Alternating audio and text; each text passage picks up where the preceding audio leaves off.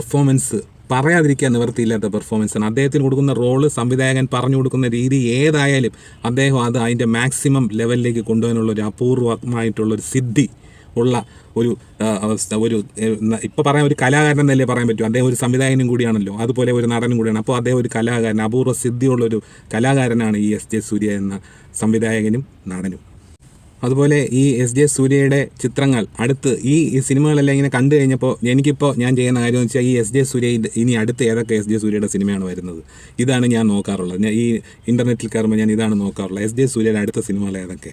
കാര്യം അദ്ദേഹത്തിൻ്റെ അഭിനയം അത്രത്തോളം നമുക്ക് ഇഷ്ടപ്പെട്ടത് കൊണ്ടാണ് നമ്മളങ്ങനെ ചിന്തിക്കുന്നത് അല്ലെങ്കിൽ പ്രവർത്തിക്കുന്നത്. എന്തായാലും എസ്.ജെ. സൂര്യ ഇതുവരെ ചെയ്ത തിളക്കമുള്ള കഥാപാത്രങ്ങളെക്കാൾ എത്രയോ തിളക്കമുള്ള കഥാപാത്രങ്ങൾ ഇനിയും എസ്.ജെ. സൂര്യ ചെയ്യേണ്ടതായുണ്ട്. അതൊക്കെ ചെയ്യാനുള്ള കഴിവ് അദ്ദേഹത്തിനുണ്ട്. എന്തായാലും എസ്.ജെ. സൂര്യയുടെ മിന്നുന്ന പ്രകടനങ്ങൾക്കായി ഇനിയും നമുക്ക് കാത്തിരിക്കാം വരും സിനിമകളിലൂടെ.